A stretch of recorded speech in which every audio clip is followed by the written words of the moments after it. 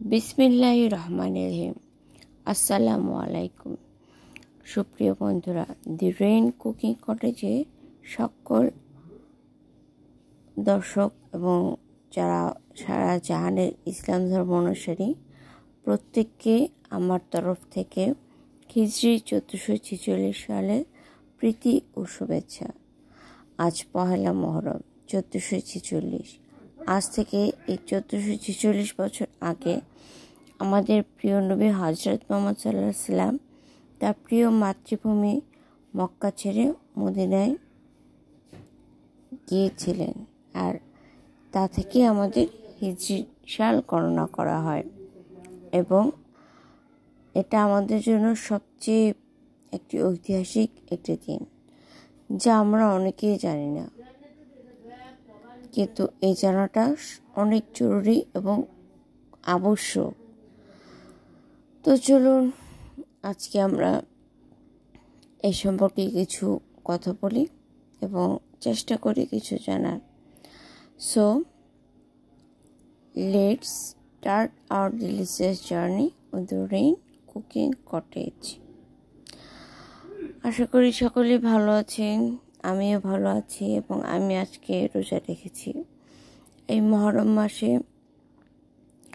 প্রথম দিনই শুরু করেছি রোজা রেখে। হ্যাঁ, আমি টুকটাক রোজা রাখি 2017 সাল থেকে। আপনারা কে কে রাখেন একটু কমেন্ট করবেন প্লিজ। আর হ্যাঁ, আজকের এই দিনটি কথা মাথায় রেখে হলেও আমার চ্যানেলটিকে সাবস্ক্রাইব করবেন, কেমন? কারণ একজন মানুষ এর সাথে যোগাযোগ রাখাটা কিন্তু সব থেকে বেশি ইম্পর্টেন্ট, এবং ইসলাম বলেছে যে আত্মীয়তার সম্পর্ক ছিন্নকারী জান্নাতে প্রবেশ করবে না। আমি এটা ওইভাবে বলছি না যে আমরা হয়তো কেউ কার সাথে দেখা হবে না, সরাসরি কথা হবে না, কিন্তু একটা সম্পর্ক যদি তৈরি হয় সেটাও তো হতেই পারে। আজকাল সোশ্যাল মিডিয়া আমাদেরকে এই আত্মীয়তার বন্ধনটি কিন্তু স্ট্রং করার একটা খুব সহজ উপায় দিয়ে দিয়েছে। সময়ের কি হাল দেখেন, আজ সময় কোথায় এনে দাঁড় করিয়েছে, ভাবতেই অবাক লাগে।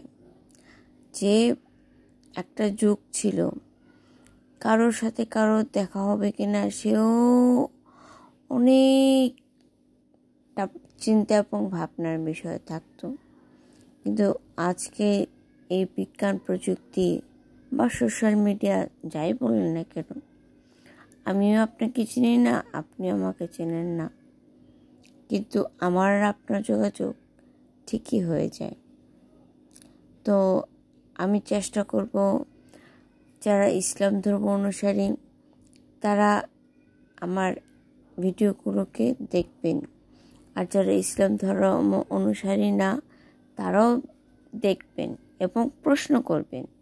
কারণ অনেক সময় দেখা যায় অনেক ধরনের অযৌক্তিক মন্তব্য করে বসেন যারা অমুসলিম, যেগুলো আসলে হয়তো আপনাদের দৃষ্টিতে এই জিনিসগুলো স্বাভাবিক, কিন্তু মূল ঘটনা আপনারা জানেন না।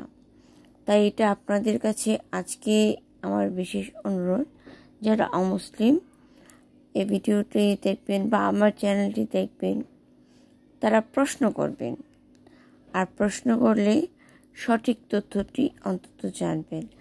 না জেনে না বুঝে কারোর বিরুদ্ধে মন্তব্য, এটা বিবেকহীনতার পরিচয়। তো আশা করব আমরা সকলে সত্য, সুন্দর এবং সঠিক তথ্যটুকু জানবার। সোশ্যাল মিডিয়ার এই যে প্রয়াস, এটা কিন্তু কারণই এটা যে আমরা একে অন্যের সম্পর্কে সঠিক ধারণার জন্য পোষণ করি, একে অন্যকে জানি। প্রথমত আমরা নিজেকে জানবো, আমার নিজের আইডি কি, নিজের পরিচয় কি, কোথায় আমার জন্ম, কোথা থেকে এলাম, আবার কোথায় আমার গন্তব্য, সেটা। তাহলে আজ এ পর্যন্তই। জাযাকাল্লাহ খায়ের।